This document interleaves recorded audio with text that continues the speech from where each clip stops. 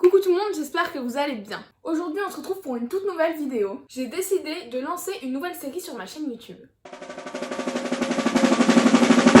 J'ai décidé de me lancer dans les 5 romans une auteure. Vous avez été nombreux à me solliciter pour ce genre de vidéo et ce que je vous ai pas dit c'est que je l'avais en tête depuis longtemps. J'attendais juste le bon moment pour me lancer. Je voulais absolument débuter cette série avec une vidéo personnelle. Et donc on va parler de Colleen Hoover. Tout le monde la connaît, je pourrais même dire que tout le monde l'aime, mais ça n'a pas été mon cas au début. Je vous explique tout ça juste après.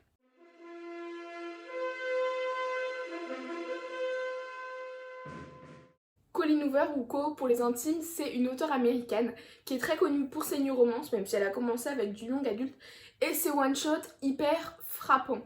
Ils sont émouvants et ils sont très très forts et assez courts en général. On a l'impression de connaître les personnages depuis 10 ans alors qu'on les a découverts il y a 300 pages et c'est là la force de Colleen Hoover. Pour ma part, j'ai rencontré la plume de Colleen Hoover en août 2018 avec un roman qui datait de 2015.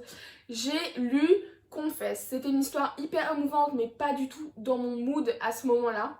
J'étais en vacances d'été et j'étais pas prête pour ça. Personnellement, j'avais commencé la new romance 6 mois avant avec After et c'est vraiment à l'opposé. After, il y a 5 tomes et on peut pas dire que ce soit une histoire pour nous faire pleurer, même si la vie d'Ardine et de Tessa est pas toujours facile et qu'on a tous un petit peu pleuré, on va pas se le cacher au moment de la révélation finale, c'est pas l'objectif du roman. La Confesse, c'est un roman de 350 pages et qui est clairement là pour te faire toucher le fond. C'est une super histoire mais c'est très très compliqué de s'empêcher de verser une larme et à l'époque je m'étais pas rendu compte de ça. J'avais pas la maturité et l'expérience nécessaire pour savourer ce petit roman. Je l'ai lu en une journée, je l'ai passé, je me suis pas accrochée au personnage, pas à la plume de l'auteur, j'ai vraiment pas accroché. En plus de ça, j'étais au tout début de mon compte Instagram ou alors je l'ai ouvert une semaine après et franchement, j'avais jamais entendu parler de cet auteur. Je pensais pas que j'aurais à recroiser la route de cet auteur et même à aimer certains de ses romans. Quand quelques mois plus tard, j'ai reçu à Noël un second roman de Colleen Hoover, mais j'ai vraiment pas fait le lien. Je me suis pas rendu compte que c'était la même auteure. Donc j'ai commencé ma lecture sans aucun a priori, et plutôt un a priori positif, puisque je commençais à entendre vachement parler de Colleen Hoover sur la blogosphère, et je me suis dit, j'ai jamais lu de roman de cet auteur, il faut absolument que je la découvre. C'est qu'après que j'ai capté que j'avais déjà lu un roman de Colleen Hoover. Mais bref. Du coup, mon deuxième roman que j'ai lu, c'est Maybe Someday. C'est une histoire très touchante, dont j'ai quand même un petit peu plus de souvenirs que Confesse, mais c'est toujours pas ça. J'ai toujours pas eu le méga coup de cœur et tout ce qu'on m'avait promis quand j'allais lire du Colleen Hoover. Mon problème c'était toujours le même. Premièrement, les personnages étaient trop âgés pour moi et vraiment, j'étais pas assez mature pour ça. Ensuite, le roman est très très court, en plus moi je l'ai en poche donc j'ai l'impression que c'est passé hyper vite. J'ai pas eu le temps de m'accrocher au personnage et il se passe tellement de choses en 200 pages que comment je fais pour suivre moi ? Du coup, je commence à me faire une petite idée sur Colleen Hoover au bout de 2 romans et je suis toujours un petit peu déçue par rapport à ce qu'on m'avait promis. Le troisième co que j'ai lu, je sais plus de quand ça date, mais on peut dire qu'il a changé ma vision de la lecture. Avant, je lisais pour le plaisir, pour me divertir, pour passer du bon temps, et là je me suis rendu compte que quand je lisais, je pouvais ressentir des émotions de fou. J'avais toujours beaucoup pleuré et ri avec les personnages dans mes romans, mais c'était toujours des discussions d'enfants qu'ils avaient. Et là, je suis passée sur un autre niveau et ça m'a fait réaliser plein de choses. Le roman dont je vous parle, je vous en ai pas encore parlé sur Instagram, mais ça ne saurait tarder puisque j'ai l'intention de le relire très bientôt. C'est November Nights. Pour le coup, c'est une histoire qui m'a fait pleurer toutes les larmes de mon corps et qui m'a fait clairement changer d'avis sur Colleen Hoover. Malgré le petit 350 pages, je suis complètement rentrée dedans. Je me suis accrochée au personnage et je voulais plus les quitter. C'est un des seuls romans où j'ai fait exprès de lire lentement, même si je lisais 20 pages par 20 pages, pour ne pas quitter ces personnages, pour ne pas savoir ce qui allait arriver et pour ne pas avoir le cœur brisé. Parce que je sentais depuis le début de ce roman que c'est ce qui allait arriver. Le roman suivant, j'ai vraiment été déçue. Et je peux dire que c'est parce que l'histoire ne m'a pas emportée, mais surtout parce que j'avais vu tellement d'avis positifs. Pour le coup, je l'ai lu juste après sa sortie, vu que c'est un des derniers Colleen Hoover, et je m'attendais à un truc de ouf. Donc je vous en ai déjà parlé sur Instagram, j'ai eu pas mal de discussions avec certaines d'entre vous parce que je ne suis pas la seule à avoir été déçue par ce roman. Du coup, j'ai lu Un bonheur imparfait. Pour le coup, j'ai pas eu le coup de cœur attendu. C'était vraiment une grosse déception. Je l'ai lu en une journée. Et j'ai été très déçue par la personnage principale féminine qui était insupportable. Graham, c'est clairement un amour. Il est génial. Et on a tous besoin d'un mec comme ça dans notre vie. Mais Queen, je sais pas comment il fait pour la supporter. Je sais qu'il l'aime et qu'elle passe par des trucs pas simples dans sa vie, mais je pense que ça n'excuse pas tout. Et ce qu'elle fait, et comment elle parle, et comment elle agit, je peux pas.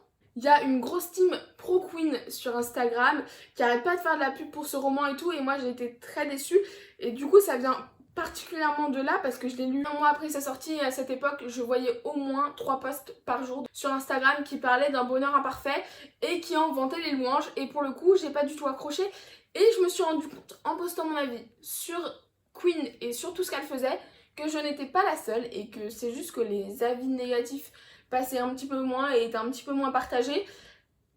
Et ça m'a rassurée parce que j'avais vraiment l'impression d'être passée à côté, et même le fait que certaines personnes un petit peu plus âgées soient d'accord avec moi me disaient que c'est pas parce qu'on est plus vieux et qu'on n'arrive pas à faire certaines choses qu'on doit devenir insupportable. Voilà, c'est tout, je vais m'arrêter là pour Un bonheur imparfait parce que je sais que ça peut être un sujet un petit peu sensible pour certaines personnes qui peuvent être touchées personnellement par ce roman. Je veux blesser personne, donc je vais m'arrêter là. Le dernier roman que j'ai lu de Colleen Hoover, c'était juste de la bombe. J'ai pleuré, j'ai ri et c'est un roman qui m'a mis un vrai coup de pied au cul. Donc je vous en ai déjà beaucoup parlé, je vous en ai même parlé sur cette chaîne YouTube, sur un point lecture. Le seul point lecture que j'ai fait pour le moment, c'est Jamais plus. Et encore une fois, c'est un roman dont c'est un petit peu compliqué de parler sans spoiler. Mais j'ai pleuré toutes les larmes de mon corps et je ne voulais pas affronter l'évidence de ce qui est en train de se passer, même si dans ma tête je le savais depuis longtemps et je savais que ça allait arriver et j'étais dégoûtée parce que Lily méritait tellement pas ça et rien que d'en parler j'en ai les larmes aux yeux, donc faut que je m'arrête. Mais waouh, ça m'a fait réaliser beaucoup de choses. Du coup, comme je vous l'avais dit, j'ai une histoire un petit peu particulière avec cet auteur. Sur 5 romans, j'en ai aimé que 2, vraiment. Et du coup, je sais que c'est une auteure sur laquelle parfois je peux compter pour me faire ressentir des trucs de ouf. Et parfois je peux être très déçue. Mais du coup, je pense que la déception est encore plus grande pour les Colleen Hoover ou parfois pour les Brittany Cherry parce que on en entend tellement parler et tout le monde a tellement adoré que toi, quand t'aimes pas, soit tu te dis je suis passée à côté de quelque chose, c'est qu'il y a un problème, c'est en gros que le problème c'est moi. Ou alors tu te dis je suis la seule à pas avoir aimé, c'est bizarre. Je vous ferai une vidéo là-dessus, mais il y a pas mal de gens qui pensent qu'il faut pas donner son avis quand on n'a pas aimé le roman. Et moi je pense pas parce que, par exemple, avant d'acheter un roman, je peux aller potentiellement faire un petit tour sur Instagram. Chercher dans les hashtags, je vais aller chercher hashtag jamais plus. Et si je vois que des avis positifs, je vais me dire ça va être ouf. Et en fait, c'est tout simplement parce que les avis négatifs ne sont pas parus. Du coup, je vais pas les voir. Et donc, je vais me dire ça va être de la bombe. Et en fait, je vais être hyper déçue. Et c'est pour ça que parfois, je dis que je suis déçue par un roman. Et c'est pas parce que j'ai pas aimé, mais parce que je m'attendais à un truc de ouf. Et qu'au final, c'était bien, mais sans plus. C'est donc pour moi le truc à faire attention. Quand on parle sur les réseaux sociaux, il faut pas encenser trop un roman parce qu'on a vu que des avis positifs dessus et qu'on se sent mal si on donne un avis négatif alors qu'il y a eu que des avis positifs, c'est peut-être qu'on a un problème ou quoi. Et il faut pas non plus évidemment descendre un roman parce que ça peut faire de la peine à l'auteur, ça peut faire de la peine à l'éditeur et que ce soit psychologiquement ou financièrement parce qu'on se rend pas compte que surtout sur des auteurs qui sont pas très vus, un avis négatif quand il y a 10 avis, les gens vont retenir que l'avis négatif et directement ils vont pas aller acheter le livre. Donc je vous parlerai de ça un petit peu plus en détail dans une autre vidéo blabla, ce n'est pas du tout le sujet du jour. Pour conclure, si j'ai 2 romans Colleen Hoover à vous conseiller, vous l'aurez compris, c'est November 9 et Jamais plus, mes 2 gros coups de cœur. D'ailleurs on peut dire que Jamais plus est devenu le 2e roman que je préfère après une autre découverte que j'ai faite il y a très peu de temps aussi et donc je vous en reparlerai très bientôt. Voilà, c'est tout pour cette vidéo, j'espère que ça vous a plu et j'espère que vous aimez le concept. Si c'est le cas, mettez un petit pouce bleu.